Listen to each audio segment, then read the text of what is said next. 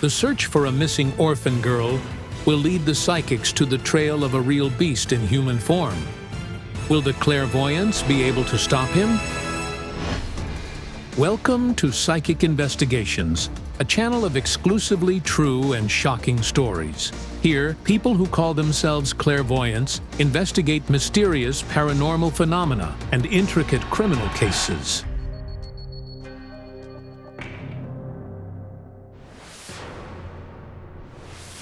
This story began when Olena Kurilova and Kayal Alekperov, tired, were coming back to their hotel after another investigation. This young woman was waiting for them in the lobby. I'd like to ask you for help. Her name is Anna. She says her sister went missing.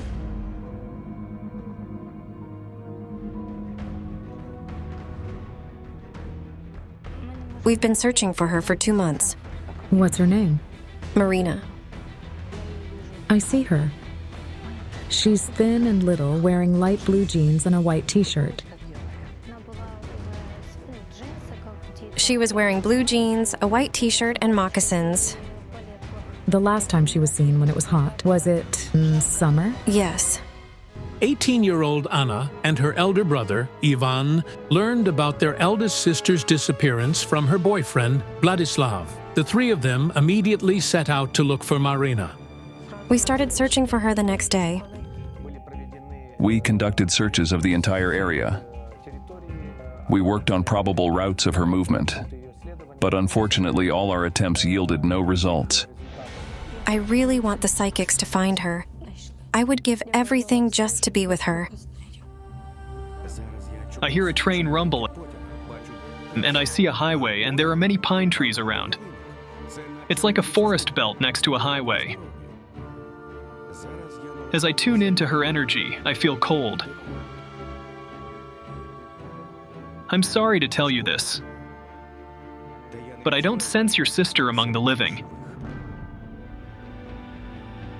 This news is too devastating for the young woman. I felt emptiness and pain.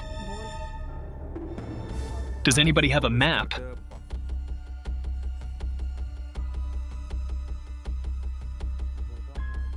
I feel that her energy trail ends here.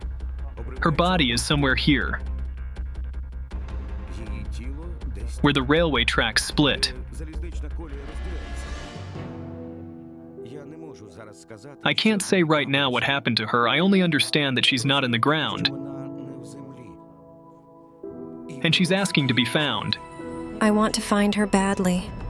This is simply terrifying. But what happened to Marina? Was she murdered? How did she end up in the forest belt? Stay in touch with us. We promise to help you in every way we can. Stay strong, my dear.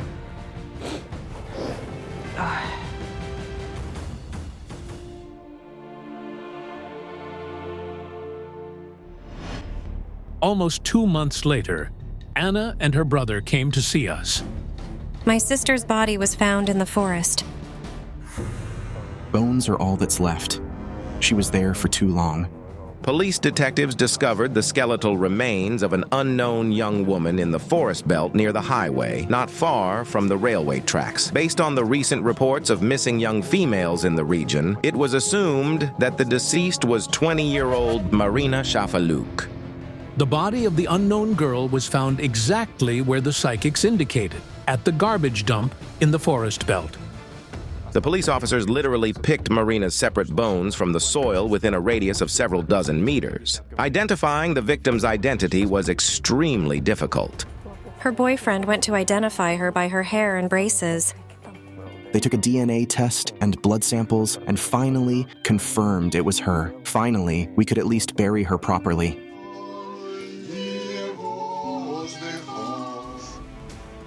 All Anna and Ivan want is to find out what happened to their sister.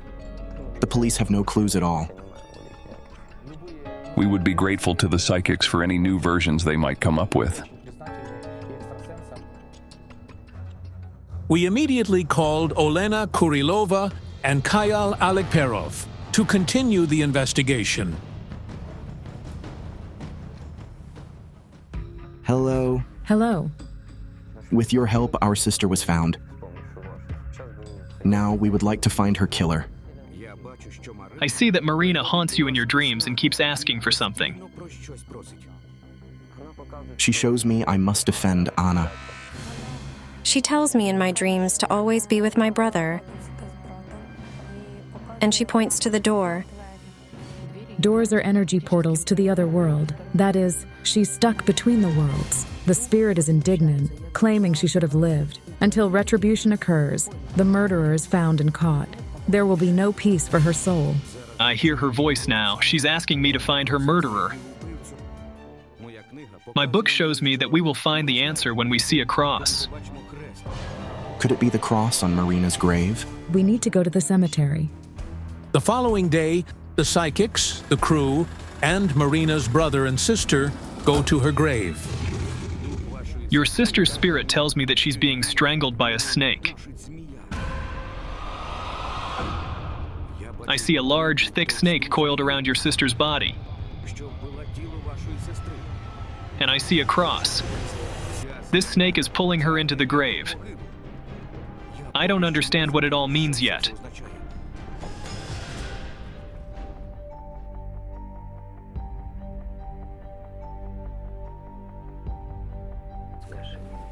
Tell me, spirit of Marina, tell me.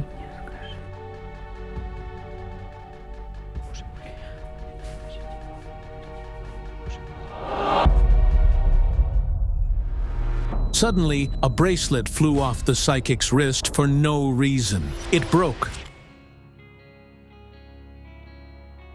She's here. She tells Anna, I love you.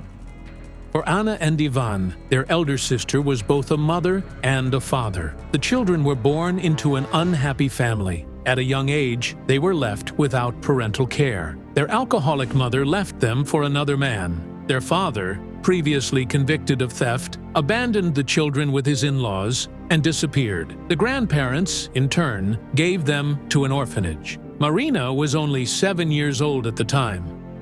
She taught us to read and write. She raised us.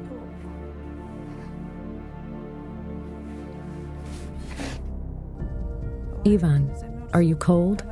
She's worried about your coat. Did she want to buy you a coat? Yes, she said that as soon as she got some money, we would go and buy me a coat. Everyone adored Marina. In the orphanage, the tiny, fragile girl was nicknamed Cinderella. After all, she was only 150 centimeters tall and wore children's size 31 shoes. We looked for her shoes for the prom, but we couldn't find any. Thank God we finally found them. We chipped in and bought her shoes. Marina was the pride of the school. She graduated with honors and entered a pedagogical university. She dreamed of teaching children history. So who raised their hand to kill such a kind and determined girl?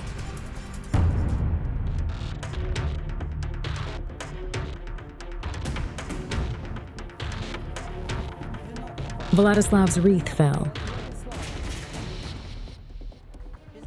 It was the spirit of the girl who knocked the wreath off her grave. The one that her fiancé, Vladislav, brought.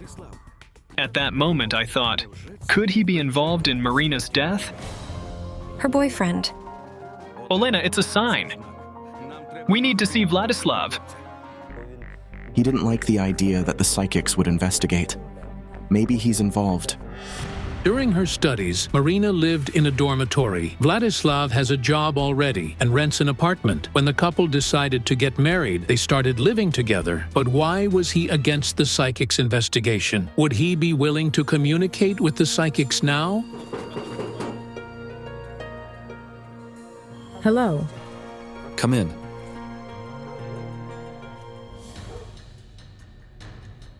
The police suspected you of her murder.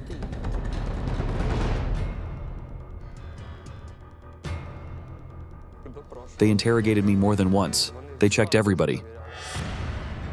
Vladislav was the first to report Marina's disappearance to the police. Usually, these people and relatives become the first suspects.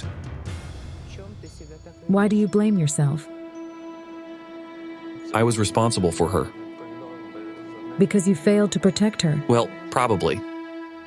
Vladislav and Marina had been friends since childhood, as they both grew up in the orphanage. The tall, strong, and handsome boy always protected the quiet, modest, and fragile Marina.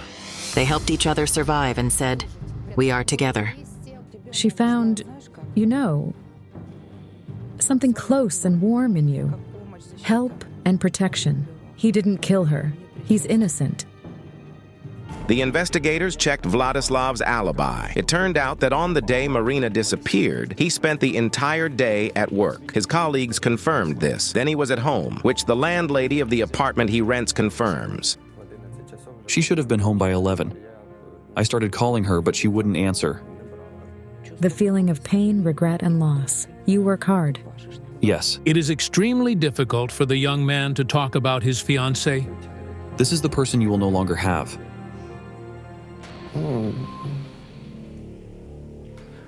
It's hard to come to terms with this.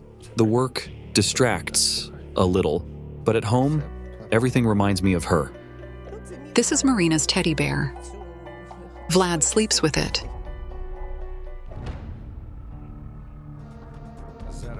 Marina's spirit is calling me over there.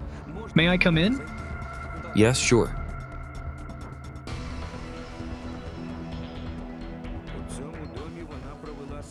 She spent her final day here. Let me perform a ritual to understand what happened.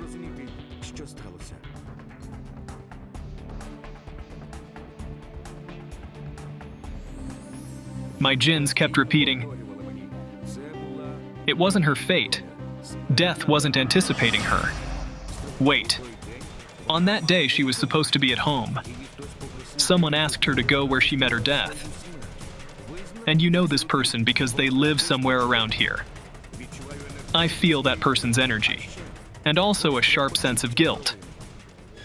Who is the psychic talking about? Who is that person?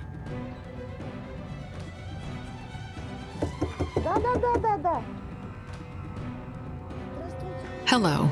I saw this woman walking with Marina along the forest belt. And there's a road nearby. It's similar to the place where Marina's body was found. Why do you blame yourself for Marina's death? I feel that it happened because of me. What's your name? Tatiana. She went to work instead of me.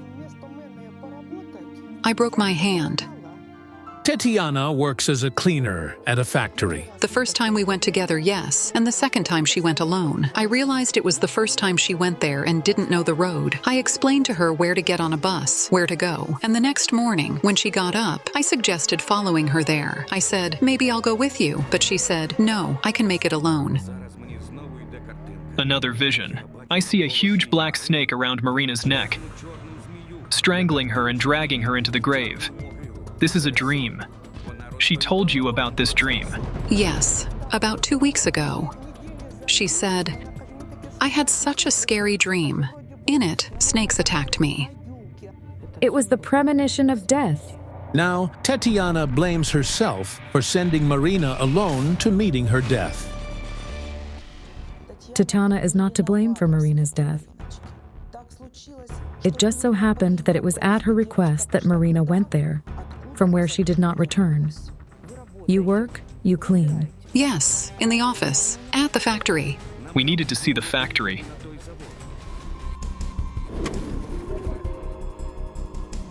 Over here. The factory is a closed-type object. They did not let us onto its territory, so the psychics had to work outside its boundaries.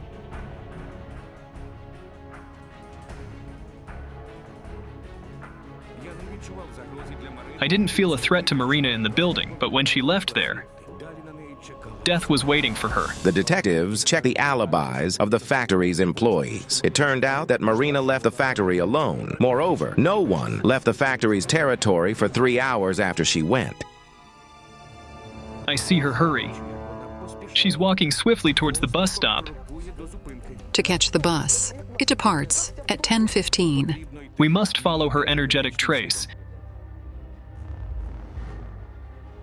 She's in a terrible hurry, almost running. She misses her bus. Now I see a brown cross in front of my eyes. The very one that my book showed me this morning. The cross is here. Yes. A brown cross. She missed her bus and stopped here to think what to do. Again, I see the snake strangling the girl and dragging her into the grave. According to the forensic examination of Marina's remains, her hyoid bone was broken. This means she died from asphyxiation. Marina was strangled. Now I see a man stopping his car and offering to give her a ride. She gets in for some reason. But why? She was afraid to get into cars with strangers. Of course. She's in a hurry. She says, "Oh my God, oh my God, I'm stuck here. What do I do?" And he opens the door or window a crack, and this smile. "Where are you going?" Completely friendly. And she makes such an illogical move for her. She always feared strangers. Yes, yes, yes. We found out that on that day, the railway crossing located near the bus stop wasn't working. There were repair works going on. Motor transport had to bypass this section of the road, which delayed the movement of buses. I feel that someone called Marina when she was already in the car. I called her. I wanted to ask her where she was. What did she say? She only said, "Hello," and that was it. And the line broke.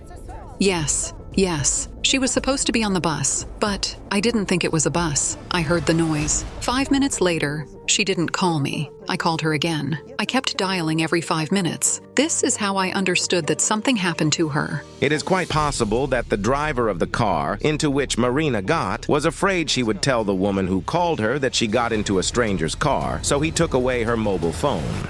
Does this mean that this woman was the last to hear the voice of the poor Marina? From this cross, she went to meet her death. I hear the engine roaring. Let's go there faster. She's calling me. To the place where she was found. I know where it is. I saw it.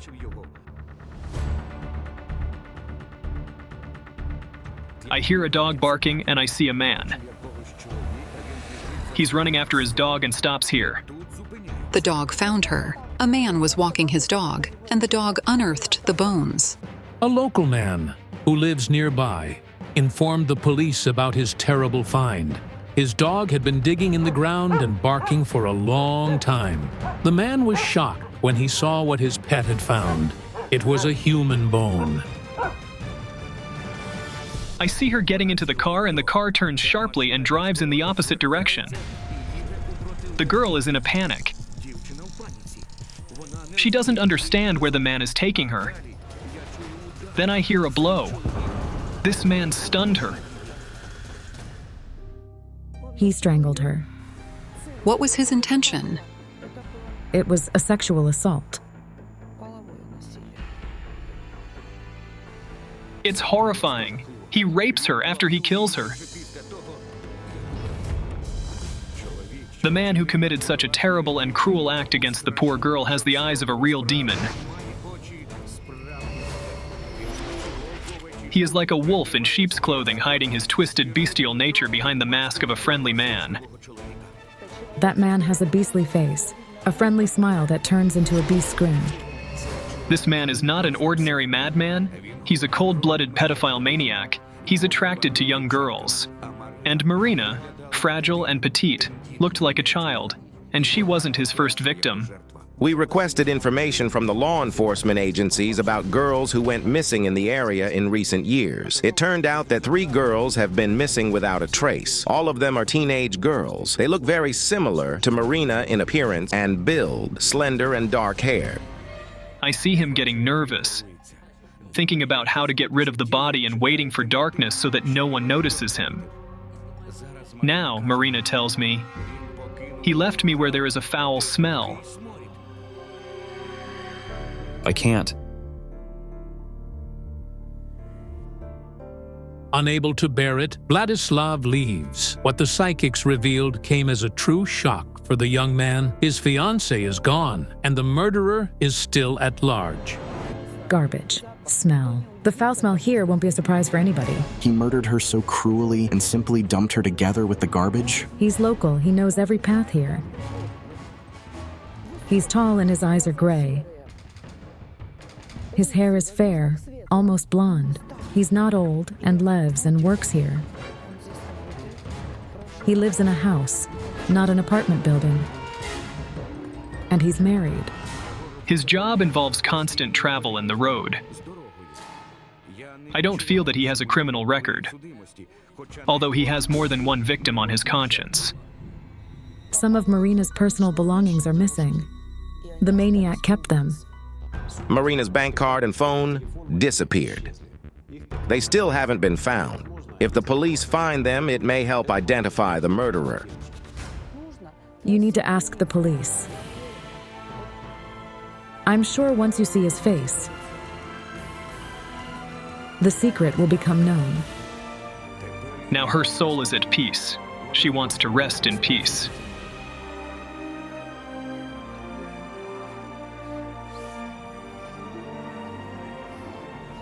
Thank you. A few days after the psychic's investigation, the police detained a serial maniac who had been attacking girls in the area for 3 years. He would stun and then strangle them, causing them to lose consciousness. Then he would rape them and steal their personal belongings. The maniac turned out to be a local man who worked as a long-haul truck driver. He is married and has a family. He had no previous convictions. He is tall and fair-haired, matching the psychic's description. Could he be responsible for the horrific murder of the orphan, Marina Shafaluk? A chilling murder of an attorney. Who and why took the life of a successful woman and young mother? Don't miss out. The victim's ghost will expose her killer. On August 14, 2017, attorney Victoria Olejnik was found dead in the town center. Our daughter is gone. This pain tears at our souls day and night.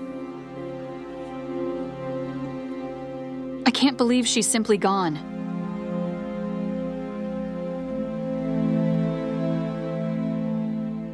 "38-year-old Victoria was killed in the apartment she rented. Her death occurred between 7 and 10 in the morning. She died from mechanical asphyxiation. She was strangled with something resembling an electrical cord." Victoria's 8-year-old son, Renat, and her ex-husband, Oleg, whom she divorced a year ago, found her body. During his summer vacations, the boy was staying with his father in a town about 40 kilometers away. On the eve of her murder, Victoria told her friends that the father was supposed to bring the boy the next morning. She was waiting for the boy and prepared borscht and serniki for him the day before.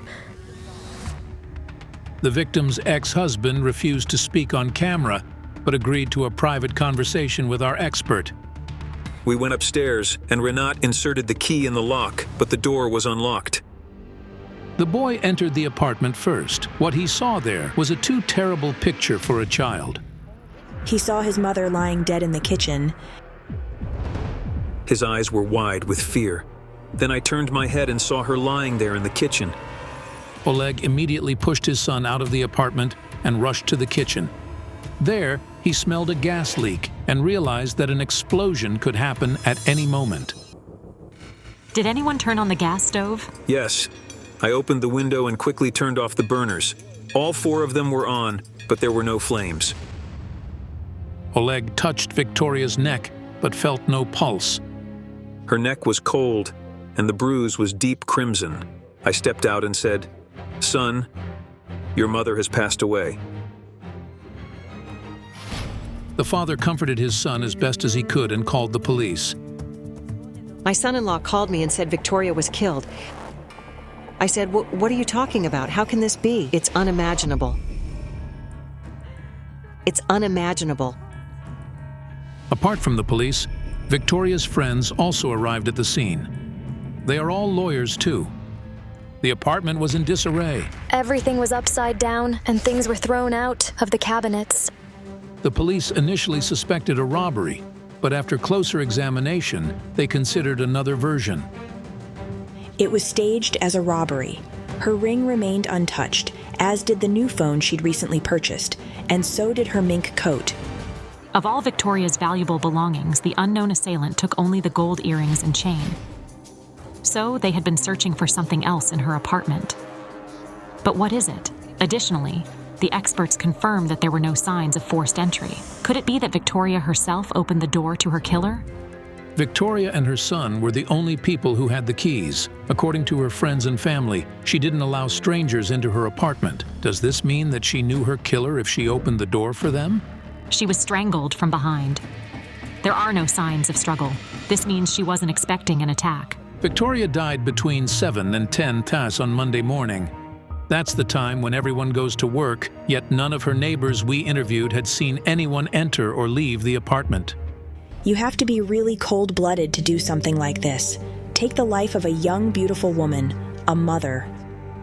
Victoria owned a law firm and worked a lot. But her son always came first for her. Her son stayed without a mother. That's probably the most heartbreaking part of this situation.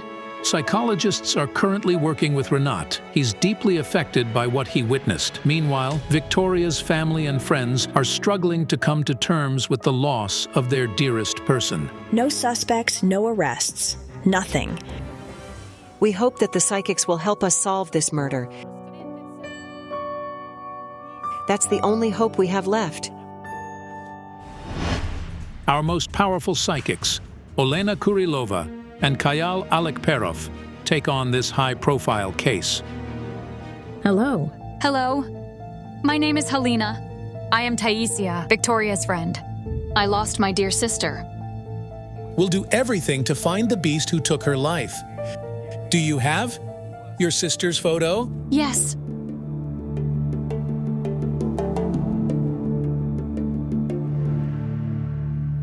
I have a vision. A woman's hand presses buttons. It's the hand of someone who died.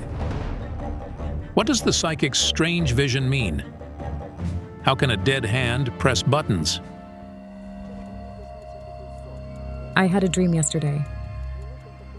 I saw a large piece of glass like a mirror with letters and numbers on it.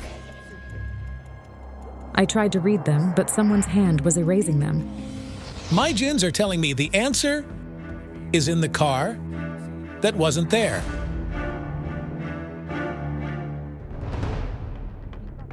Victoria had a secret that the killer knew about. What was her secret? I don't know.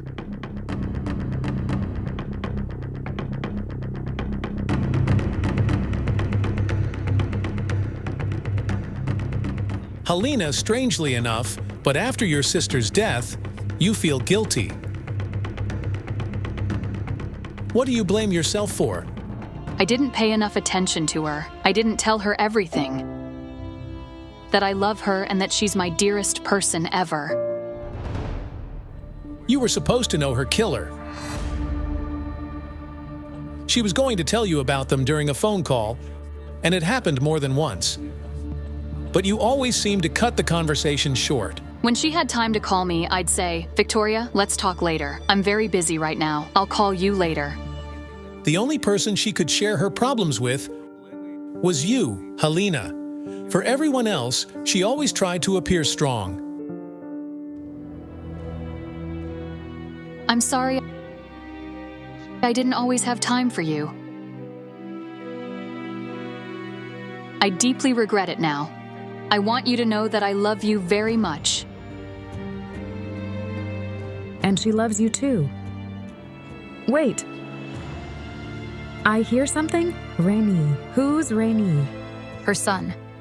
It turned out that only Victoria's closest people knew that this is what she affectionately called her son, Renat, whom she adored. She was a super mom. She was 29 or 30 when she gave birth. Renat was a long-awaited child, so she devoted herself entirely to him. Currently, Renat is living with his father, Oleg. The family says that the boy can't accept the fact that his mother won't hug or kiss him anymore. And he desperately wants her killer to be found.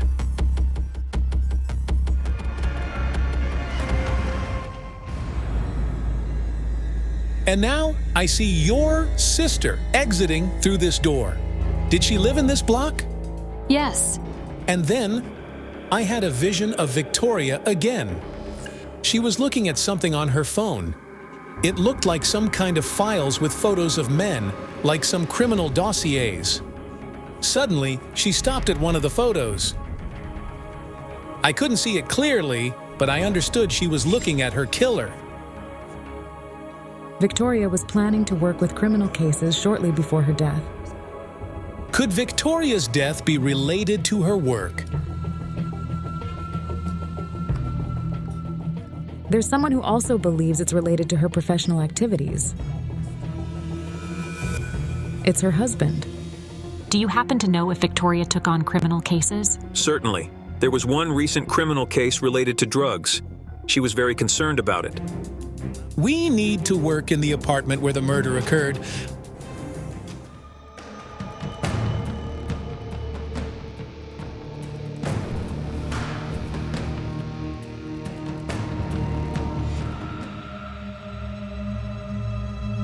However, the new tenant didn't allow the psychics in the apartment, so the clairvoyants had to tune in to the murder from outside the apartment.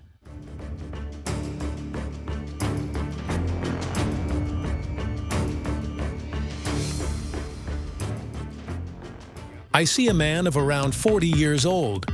His hair is dark and receding. That's her husband. He seems afraid and very nervous. Why? According to Victoria's friends, her ex-husband, Oleg, feared being accused of the murder. After all, the first suspects are usually those closest to the victim. If you didn't do anything, why would you be afraid? The man knows how to cover up tracks and destroy evidence. He's an attorney, a practicing lawyer. Did any of you suspect her husband? I lean toward this version. Many people suspect him. Oleg is the only person who had a very negative attitude toward Victoria. He was jealous. He's unfulfilled. Clients usually preferred her, so they were actual business rivals. Why did Victoria die? Love and money. A shocking revelation. Love and money? Could her ex-husband truly be the killer? I just spoke to Victoria's colleagues who knew her well. She didn't have cases that were truly high-profile crimes. They were mostly civil proceedings. But why did Oleg claim she dealt with criminal cases? We need to talk to him.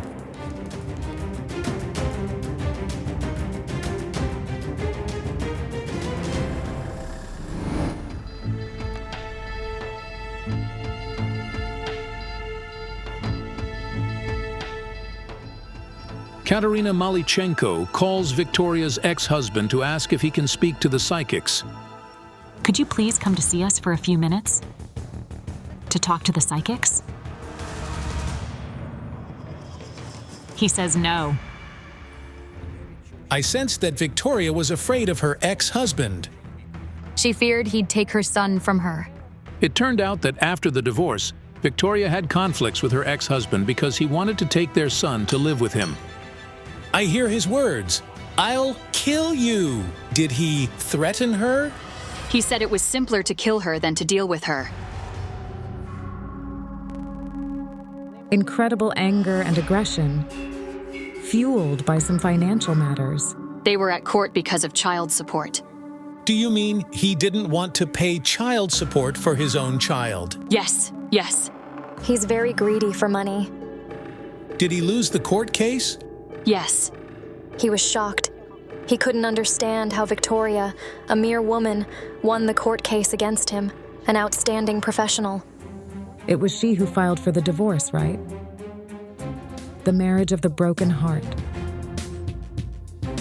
Why was it broken? My jinn say it was because of secret love. She found her husband's chat with another woman in his phone. They were talking about a dinner together, and he'd bought her a gift. She got mad, took the child, and left. Then she rented an apartment in another town and went to live there. He felt offended and humiliated. Yes, and she didn't just leave, but she also took the son with her. She gradually started arranging her life. and he couldn't accept that she was succeeding. He told her, "I see you're doing well." He envied her. Could it be that Victoria's ex-husband hated her so much that he took her life? At approximately what time was he supposed to bring the sun to hers? At 7:20. But he claims that on that day, Renat overslept, and so he was late, even though her apartment wasn't far from his office. It's a 3-minute drive by car. He could have called her and said, "Come out and take Renat." Instead, he didn't drop him off and took him to work. Oleg texted his ex-wife, saying he would be late and would bring the boy later. Victoria's ex-husband sent her the text at 7:49, and Victoria replied with a short, "Okay." So, could he have decided to leave their son at work and deal with Victoria in the meantime? The psychics decide to visit the cemetery to summon Victoria's spirit. Meanwhile, the project's detective heads to see the neighbor who reported hearing strange sounds from Victoria's apartment on the day of the murder.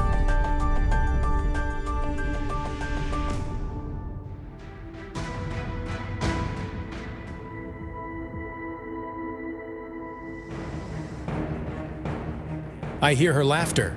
She's talking to someone loudly.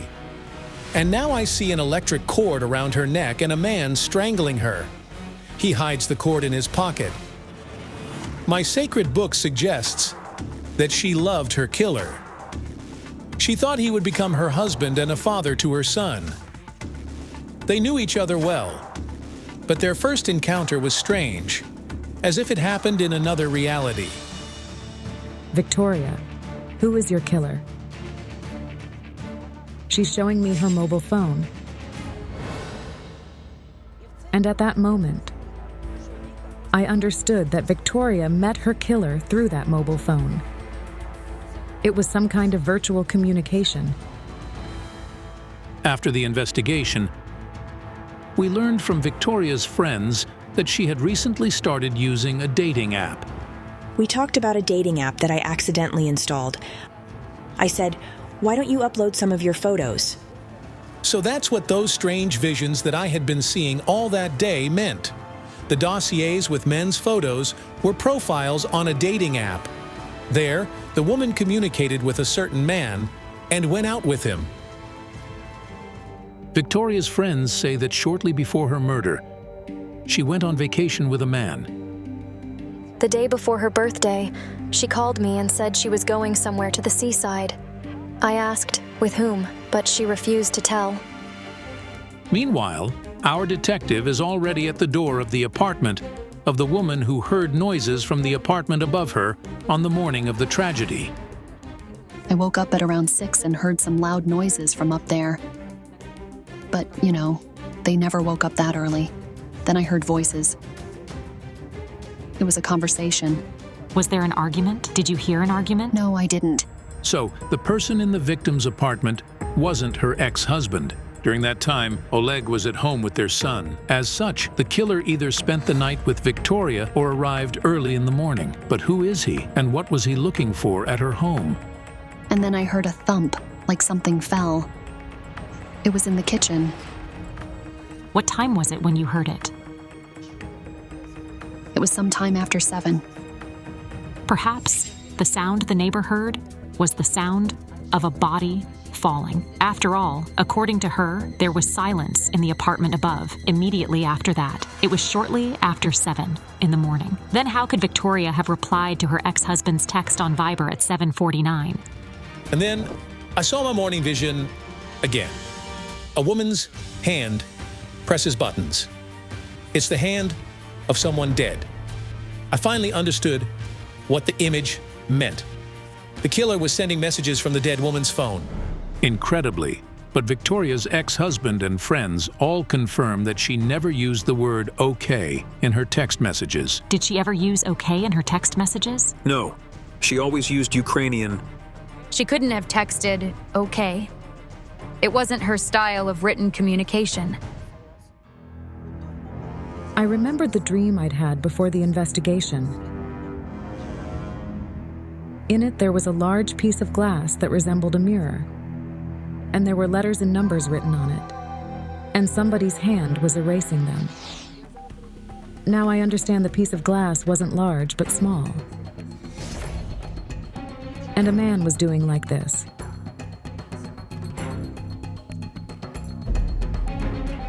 He was removing his phone number. The man was deleting information about him from Victoria's phone. He was erasing his phone number and call history. He's running out of time. He knows the boy will be brought soon. He knows her plans. He hurriedly wipes the furniture and door handles with a rag and then leaves. After the investigation by the psychics, I received some new materials on the case. Fingerprints of an unknown man were found in Victoria's apartment. However, the police failed to identify the person who had left them. But why did the man whom the woman loved so much murder her? My jinns say she was killed because of a car. I hear a conversation about a car. She mentioned she wanted a car. Victoria shows somebody a photo of a red car on her phone. She trusts the man. She told him she was saving up to buy the car. I know she sometimes bought dollars, but I don't know where she kept them. The murderer thought the money was in the apartment. That's why he turned everything upside down. He was searching for the money. She didn't expect this from him. She's telling me, I loved him. She's showing me his image now. This man is around 35. Dark hair, fair eyes, average height, athletic build. Will he be punished? This man will be found through the information on Victoria's phone. The deleted messages and calls must be recovered. But unfortunately, we don't have that capability. Only the police can do it. But I'm afraid the killer will be caught only after he commits another crime. We and all our friends are very grateful to you for agreeing to come and help us. Justice will prevail. It's hard to believe. The woman thought she found love on a dating app, but instead, she found her death, a gruesome murder in broad daylight. Who committed the atrocity against an ordinary market vendor? And what does the victim's daughter regret? Don't miss out. A shocking investigation by the psychics. This cat is the only resident of this single-bedroom apartment. Ala, the daughter of its former owner, comes to feed her every day. This is Mom's apartment. And this is her favorite cat. Ala's mother, Valentina, was brutally murdered. She was 54 years old. 23 stab wounds and had her throat was slit. No one understands who would take her life so brutally and why. Mom never had any enemies. She was open-hearted and kind. She knew how to turn any conflict into a joke. And some bastard did this to her. Valentina was an entrepreneur. She had a small store at the city's central market where she sold wallpapers. The woman was brutally murdered when there were hundreds of people around. Valentina was at work from 9 a.m. At around 12:30 p.m., she went to bring some items from one of her warehouses, located 400 meters from the store. A few hours later, Valentina was found dead at the warehouse where she stored her goods. Who dared to murder her, especially in such a cruel way? They stabbed her in the heart and cut her throat. Only a beast could do that.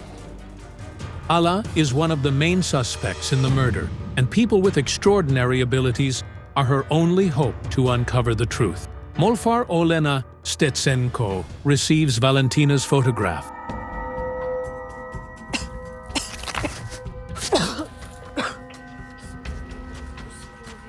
I taste blood. It's streaming from my throat and head. I ask the Mother Nature spirits to show me the killer's face. God, the snake is hissing terribly. Such huge eyes, 2 large heads. The snake is curling and hissing, ready to strike. The snake has a home. I see a black building. There are many people there. and they are in pain. If not stopped,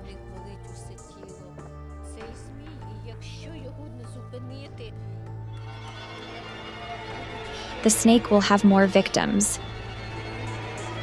More people will die from its venom. Are more lives in danger? Clairvoyant Ilmira Derbentseva begins working with the woman's photograph. The woman received some signs. She had a premonition that something was going to happen to her. She saw her murder. She's screaming, and someone is cutting her. As Ala told us later, her mother indeed had a strange dream before her death. Mom saw herself with her belly slit open.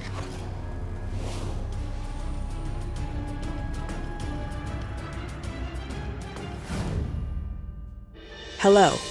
Please come in.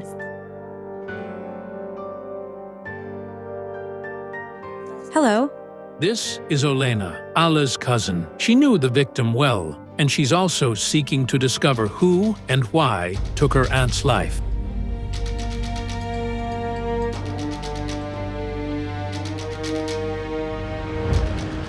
I had a strange feeling that Valentina killed herself,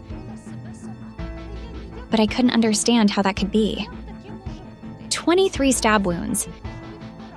Nobody can inflict those on themselves. She bought this apartment for you, didn't she?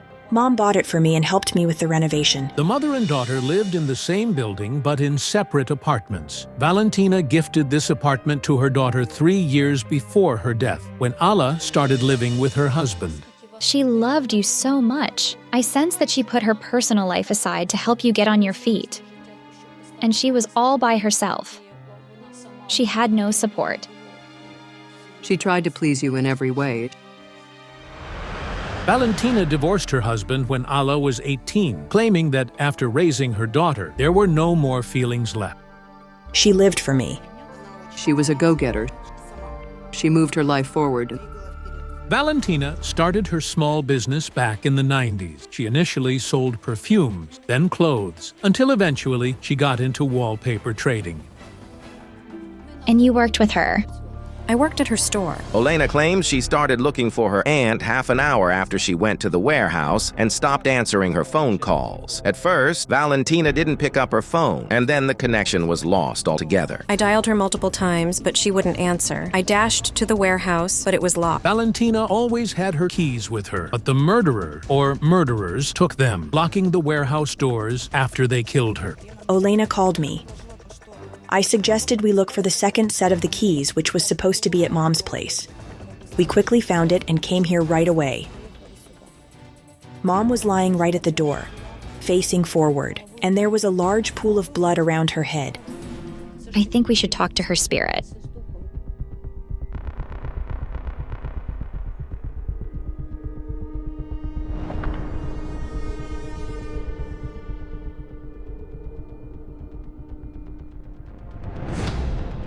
Close your eyes. I summon Valentina's spirit.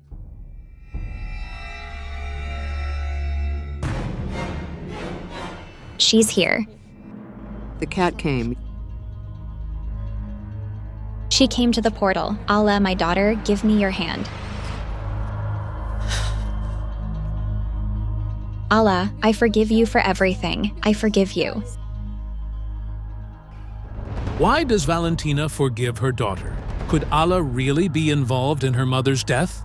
Ala Tabakayeva became one of the main suspects in the murder because she had a motive. After her mother's death, the daughter inherited Valentina's apartment and her business. You held a knife in your hands. In my hands? No. It seems she was murdered with a knife.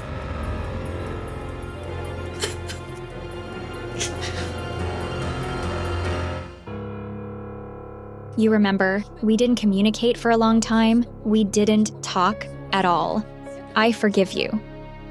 Ala confirmed that she and her mother indeed had a conflict. The women even stopped talking to each other for a while. However, Ala refused to explain what they argued about.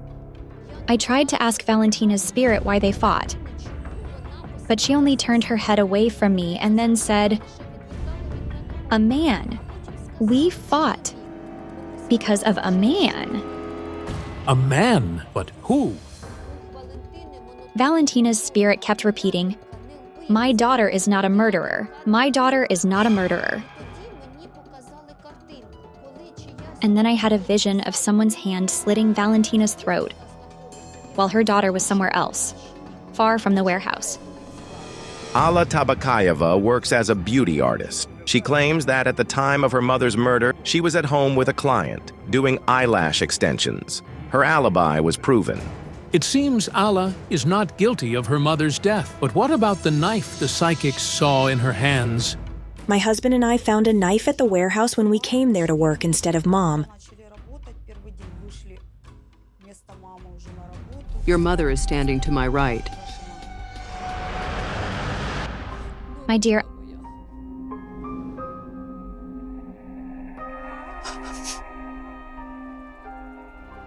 I dream to have grandchildren. Take care of your health, I beg you.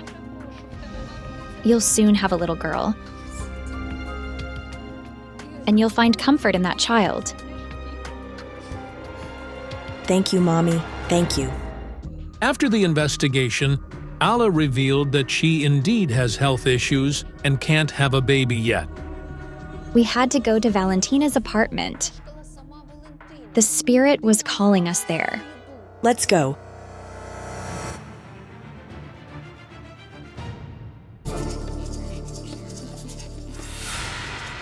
When we entered Valentina's apartment, she started showing me pictures from her life. You had very bad arguments because of a man. Did you argue a lot? We needed to find who the man was, as he could possibly be the murderer. They met in an unusual way. They were brought together. His mother introduced him to her. She communicated with Mom. It turned out that 4 years before her death, Valentina met a man who became a warm presence in her life. His name is Vitaly. You thought he was a gold digger, right? Well, I really did. That's why I stopped communicating with Mom. I told her, he's using you. Valentina had no one in her life. She devoted herself entirely to her daughter. But then Alla started living her own life, and Valentina stayed alone.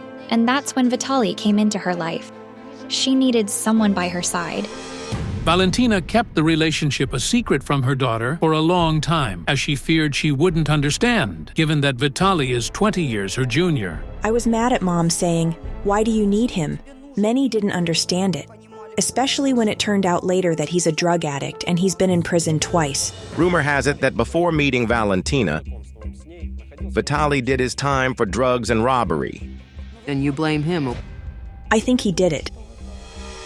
But Mom couldn't break up with him, as she pitied him.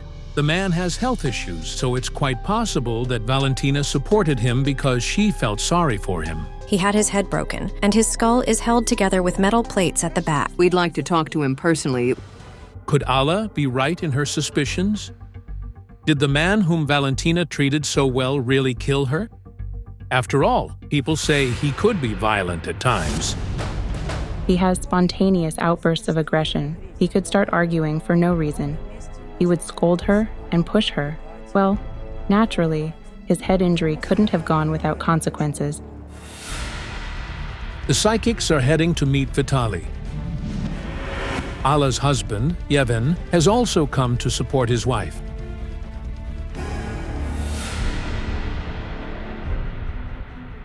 Hello. Turn off the camera. He won't talk to you. Why are you filming me? Get out of my yard, I say. Get out. This is Vitaly's mother. Everyone is shocked by her strange reaction. Could her son really be the murderer? I am not guilty. But everybody says you are. Do you really think he killed her? I'm just trying to find who did it. This is why we're here. What do you want from Vitaly? What reasons did I have to kill Valentina? Her apartment and business. She wanted to buy me everything, but I refused. I would have had a car and everything, believe me. I swear. You know she was going to buy him a car. No, you don't know it? Tell the truth. Mom didn't talk to me about you. Stop it right now. We need to see who has blood on their hands.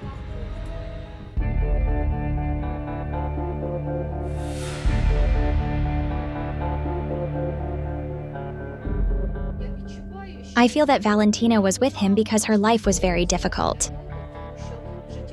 And Vitaly gave her what she hadn't had in a long time.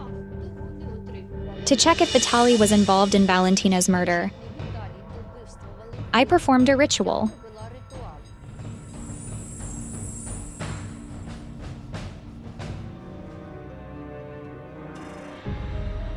I don't think it was Vitaly who did it.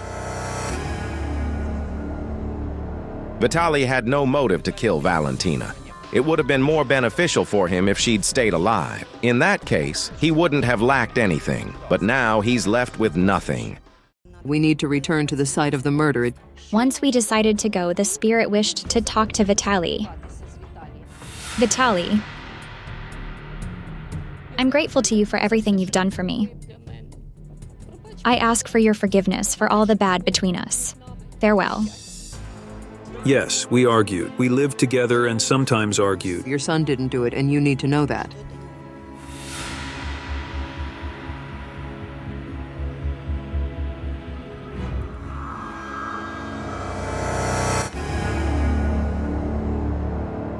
This is the market where Valentina Tabakayeva worked. I saw Valentina's spirit. She had a piece of paper in her hands. It's somehow connected to her death. I'll probably go look in the store. Elena, are you coming with me? Yes, let's go. I'll check the warehouse.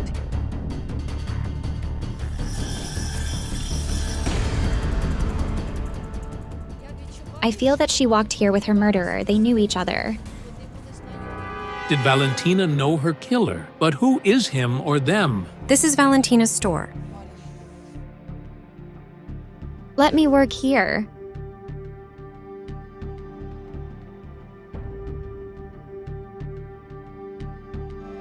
I had a vision of Valentina giving some money to her murderer. Either she was buying something or lending it to them. People would borrow money from Mom. They knew she would never reject. They asked for small amounts like 50 or 100 hryvnias. But if Valentina was killed because of debts, and one of those who borrowed money from her really murdered her, why would they do it so brutally? I see two men standing and smoking. They're watching the store. One is younger, around 25-30, and the other is older, tall, and dark-haired. He's about 35-37. The younger man knew Valentina as he'd asked her to help him previously. I see her handing him money. She helped him. Valentina's spirit appeared again. She showed me a note. There was some kind of spell written on it. Valentina's spirit suddenly said, "I brought death upon myself. I wanted money, but I got death." Allah revealed that her mother had started complaining about poor profits a few months before her death, so she turned to spells. I was shocked to hear that. After the funeral, Allah found a piece of paper with a spell written in her mother's handwriting in her apartment. There was a spell written on a small piece of paper in Mom's handwriting. What Valentina recited was a powerful curse. It provoked the forces of darkness to interfere in her destiny. They gave her the money she asked for, but they also took her life. Indeed, Valentina's business had taken off in the last month.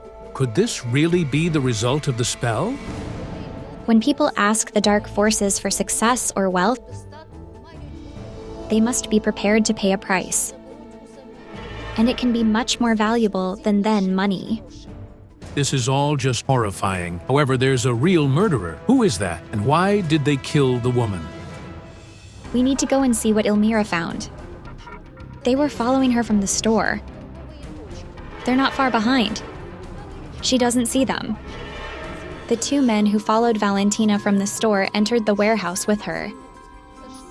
She knew one of them, so she led him into the warehouse without hesitation.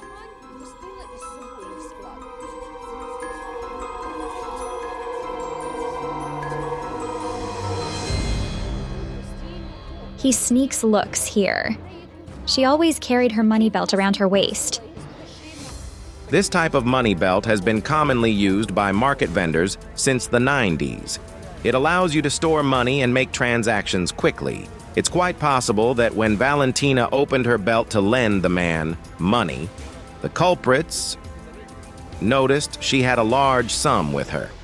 That's when they decided to take advantage of the situation. They started demanding she give them everything, but she refused. So one of them began stabbing her with a knife. Ala mentioned that her mother had a considerable amount of money in her wallet, around 7,000 hryvnias, which disappeared after the murder. She had the sum with her to pay her suppliers for the goods. He got angry and raged. This is why I saw the snake with two heads. It was the addict who killed Valentina. One head symbolizes him in a normal state, while the other is what he becomes after he takes drugs. I see two knives, and the wounds were inflicted with the knife in your hands. You held it. But her throat was slit, most probably, with the other knife. It's got a sharp point. It's quite possible that the culprits simply tried to scare Valentina with the knife she was found with at the warehouse. However, if one of them is really addicted to drugs, he could really lose control over himself and start stabbing her.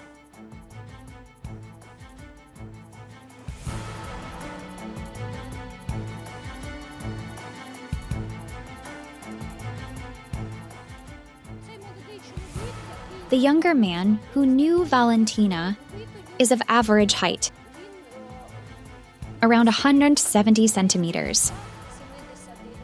He has fair hair, and his eyes are of a light color. The older man has large eyes. Among his characteristic features is a tattoo on his fingers. And it seems he has a cross tattooed in between his fingers. Crosses on the fingers are a criminal tattoo. If someone has this type of tattoo, it means they have served time for robbery. Is he local or did he come from out of town? Is there a tram that runs by the water? I can hear the tram bell and the noise of running water. Over there, there's a river. And there's also a quite troublesome neighborhood there.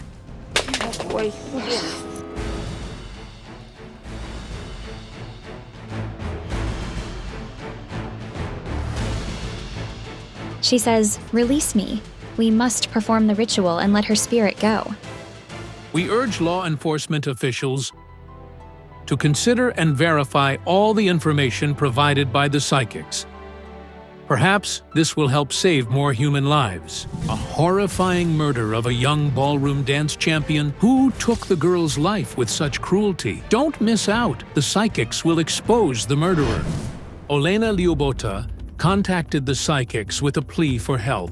Her only daughter, Marina, enrolled in university to study economics. Starting her second year, she lived in this apartment, inherited from her grandmother. It seemed her whole life was ahead of her, but 6 months later, Marina was murdered. The poor mother still doesn't know who took the life of her 19-year-old daughter and why. I always light this candle when I come here. Since she was 6, Marina had been doing ballroom dancing with a local group. This was her first performance. She was so tiny, like a doll in that ballroom dress. All her friends live. But she's gone. At 14, Marina became the Ukrainian champion in ballroom dancing. She brought home 2 certificates, first and second place. However, she had to quit dancing. It required money to pursue it professionally, and the family didn't have it. Her mother works as a mason, and her father is a railway engineer. To help her parents, Marina always worked during school breaks. The most terrifying thing is that ever since she went to study, her mother almost nightly had the same horrifying dream. I saw her in a wedding dress lying in a coffin. I had this vision several times. And later, I witnessed it awake. The nightmare became reality. It was the first week of the school year. It was September 6th, Tuesday. Third-year student Marina Lyubota went to her friend's birthday party. She was preparing for the birthday, and when she came home, we went to buy the gift together. She called me. but I was on the bus and couldn't talk to her. She said, "Mom, don't call me. I'll send you texts and call you to tell you how things are." Later, Marina texted her mom to tell her she was going to the club with her friends. At night, she sent her a text saying everything was fine and she was going to sleep. When I got the text, I was reassured. I was going to call her in the morning, but then I thought that I should let her sleep since she didn't have her first class. But around 4 a.m., she sent me a text saying she was already home, and at 6 a.m., she was found dead in the nearby park. To the left of this tree on September 7th at around 6:45 a.m., Marina's body was discovered. She was lying head toward that direction, face down, legs toward the tree. Marina's body, showing signs of violent death, was found 100 meters from the building where she lived. The victim had her lower jaw broken, 2 teeth knocked out, and lips split. Her head had multiple external and internal hematomas, as well as abrasions and bruises. The cause of death was a traumatic brain injury, specifically a fracture of the skull base bones, which led to irreversible brain damage. The strangest thing is that neither Marina's body nor her belongings bore any stranger's fingerprints. We only found Marina's fingerprints. The investigators checked over 500 suspects to find at least some clue that could help identify the perpetrator. They even turned to the psychics. At this point, all possible versions have been checked. However, the perpetrator has not been identified, so perhaps the psychics can help or guide us or suggest where else to look to identify the criminals. Clairvoyants Ilona Kaldre and Olena Kurilova take on the investigation of this case. I really hope new facts will emerge that will lead to solving the murder. Marina's mother is waiting for the psychics not far from the place where Marina spent the last 6 months of her life. Thank you so much for responding to my grief and coming. We will do our best to help you. The psychics follow Marina's mother to the 5th floor. Everything in this apartment remains as it was during Marina's life.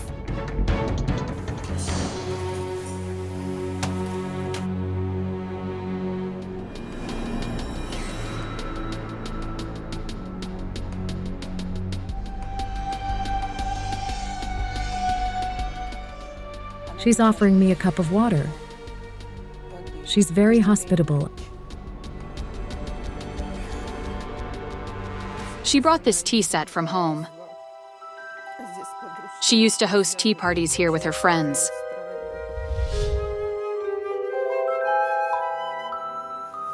Hello? You're connected to the family. Maybe a friend? You've known the girl well since she was little. Since she was born. Yes. This is Olga, Marina's godmother. She's still deeply grieving the tragic death of her goddaughter. She came here today to find out who took the girl's life and why. It's so unbearably hard.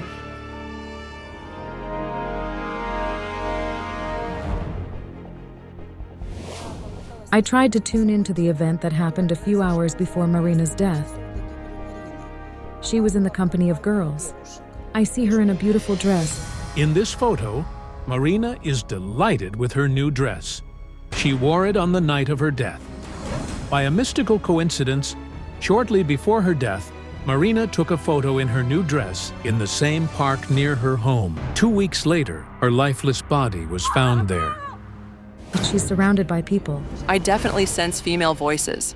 On the 6th, she went to her friend's birthday party. The girls celebrated the event in a group of 4. Her friends behave very suspiciously. They've never wanted to meet or talk to me.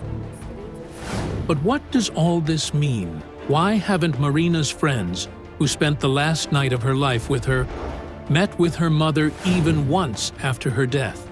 Could they know something? As it turned out, the celebration started at the home of the birthday girl, Yulia, in the presence of her parents. They came to my place around 5 p.m., if I'm not mistaken. Here, Marina celebrated the birthday with her friends, after which they went to a cafe. Marina's friends who were with her that night were her classmates. They said that after the disco, they walked home. Katya lived on the other side of the city, so she stayed overnight at Yulia's, while Marina and Olena went home together. They walked home. It was about 4.5 kilometers. For 30 or 40 minutes, the friends walked together until they parted ways near the park. Marina's friend says she doesn't know what happened to her after that. All the girls who were with Marina on the last evening of her life were checked for involvement in her murder. After we checked their alibis, we found they weren't involved in the murder. I hear screaming. It's muffled, suppressed. As it turned out, on the night Marina died, a local resident heard a female scream in the middle of the night. The man lives right next to the park.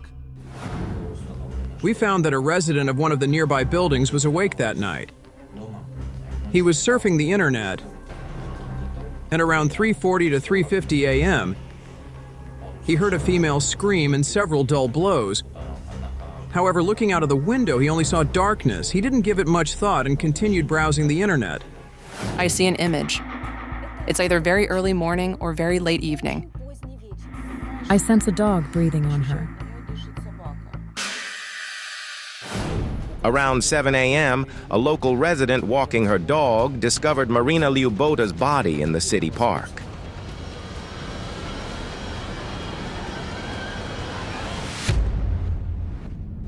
A very striking girl in appearance.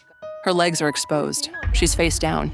Rape. But her clothes aren't torn and her things are intact. According to the woman who found Marina's body, her dress was pulled up. This led the investigators to consider the version that the perpetrator raped her before murdering. One version is that the victim was murdered by someone driven by sexual attraction.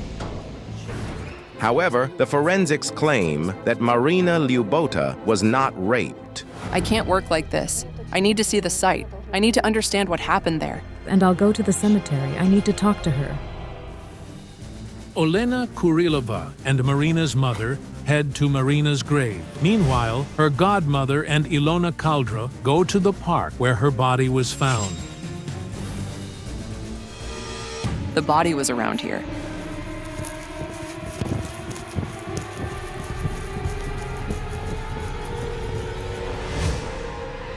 She was lying somewhere here. Yes. What kind of eyes could be here? Could there be CCTV in the park? No? No. I keep sensing some eyes. Could the guard be connected to what happened here?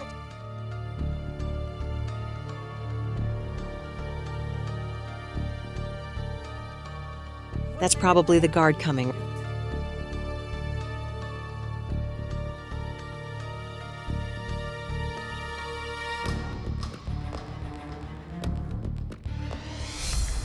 Tell me, if you hear a strange noise, a fight or something at night, would you go there? I don't want to talk.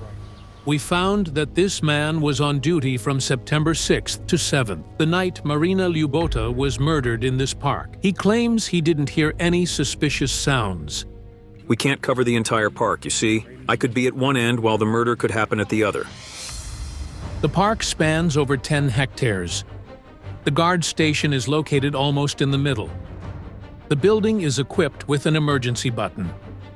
However, even if the guard had somehow heard the girl scream in the middle of the night, he still wouldn't have been able to call the police because, for some reason, the device malfunctioned that night. There are too many ifs in this story. If the guard had heard, if the people who heard or saw something had responded for help, if the emergency button had worked, if the girl would be alive. This incredible coincidence became fatal for Marina. But who and why murdered the 19-year-old university student so cruelly? He's like a beast. He wants to pounce on her. But I can't understand his true motives. Marina's jewelry, where is it? The first thing that I see is her earrings. They're not gold, just the metal is yellow. The ring is definitely gold. The victim's gold items were missing, a gold ring and a gold chain. Also, her earrings not gold though. They were costume jewelry, but they were also missing. But the police immediately said it wasn't a robbery because it didn't look like one. She had 2 phones in her bag and money in her wallet. But nothing was taken. She had quite a sum with her. The police detectives claim it doesn't look like a typical robbery, as only Marina's gold chain and ring were missing, while other valuables in her bag remained untouched. The victim's personal belongings were found at the scene, including 2 phones and cash. But if Marina wasn't raped or robbed, then what was the motive for this horrific murder? Meanwhile, Olena Kurilova heads to the cemetery to find out who and why killed her.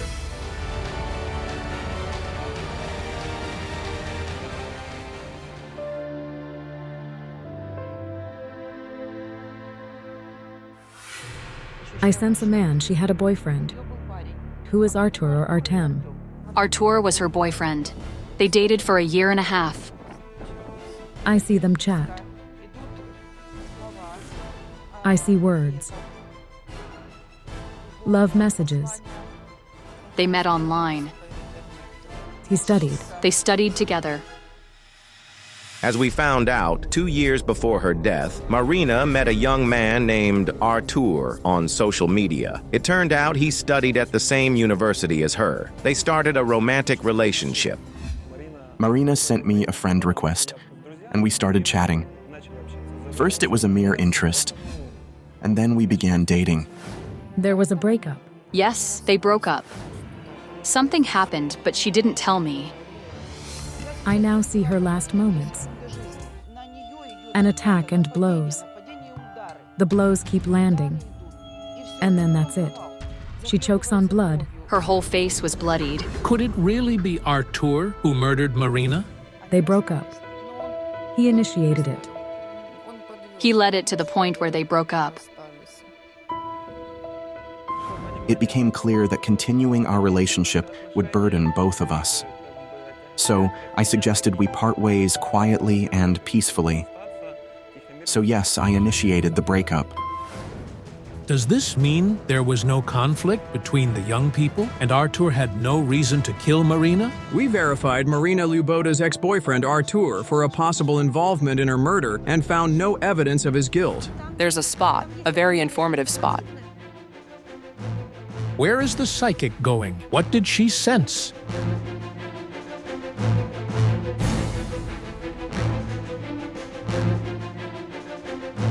One second. He came from over there. From the park, right? Yes. He hit her here. He got into some kind of frenzy. Yes, she collapsed, and he took her and went that way. The attacker assaulted Marina at the exact spot where the clairvoyant is now standing. There was a large pool of blood here, about 1.5 meters from the garage. This appears to be the attack site. There are merely 20 meters from here to the building where Marina lived. And from here, from the pool of blood, a trail of footprints led to the park. Let me call Elena. Everything is getting so mixed up. Ilona, we're heading for you. Half an hour later, Olena Kurilova is at the scene of the tragedy. The clairvoyants continue their investigation. A man comes out from here cutting across, like this, from this alleyway. There should be traces here. I don't know if he cleaned cigarette butts later, but he stood here, smoking. Maxim Sapozhnikov, the investigator who has been working on Marina Lyubota's case for a long time, joins the psychics. I have a strong feeling that the murderer wasn't just here that night. I see other victims too. Who do you see? A guy, a young man. And I see a girl. A young woman. She's a bit taller and sturdier. No, it's not a girl. It's a guy. Could you describe him, Ilona? Well, he's around 30 years old. Olena, he's drunk. It's so strange. I see him being turned and he's giving something away. An hour before the attack on Marina, a robbery occurred in the same area involving a local resident. An unidentified perpetrator asked the victim for a cigarette, struck him on the head, took his phone, and fled. However, both of Marina's phones were not taken. They were in her bag. I see a girl. She's walking from here into these courtyards. Apparently, she lives here. Nothing was taken from her. He approaches her without a word and punches her.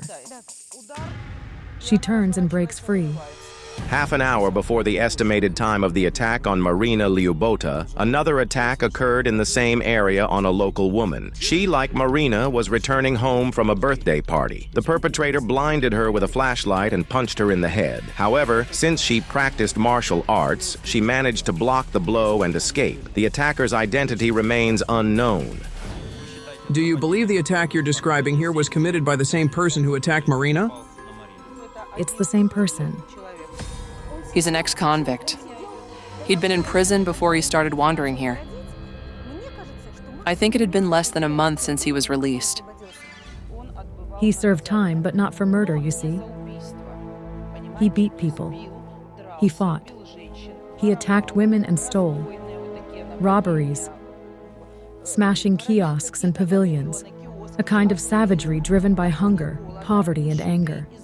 It's quite possible that after being released, the perpetrator had no means of subsistence, and so he decided to obtain them through robbery. Most likely he knew the city and chose the area where Marina Lyubota lived because it was a residential area with poorly lit courtyards. I saw an image of Marina herself giving him something and saying, "Take it, please, but leave me alone." It was gold. He didn't sell it, though, but exchanged it for drugs or alcohol. At some place like a den where they sell such things. That's where the gold ended up. But why did he take the phone in one case but not in Marina's? Because he killed her. He wasn't going to do it. He didn't take anything because he was scared when he realized that she died. After the first blow, she didn't resist, didn't run, and didn't scream. She just went limp and collapsed. I see him trying to hide. He moves her to another place to temporarily cover up his crime. And the bag is dangling around her neck. He didn't touch the bag. He was scared. He thought he didn't want to be connected to this. He didn't take the bag or phone not to leave his fingerprints. He didn't even touch or look at them. Most probably, Marina was killed with particular cruelty because his previous victim escaped, and the stolen phone likely wasn't of much value. The perpetrator, possessing great physical strength, simply miscalculated the blow. When he realized this, he decided to cover his tracks and moved the body to the park, where he attempted to stage a rape. That's why he didn't take the victim's wallet, cards, or phone. What is the man doing now?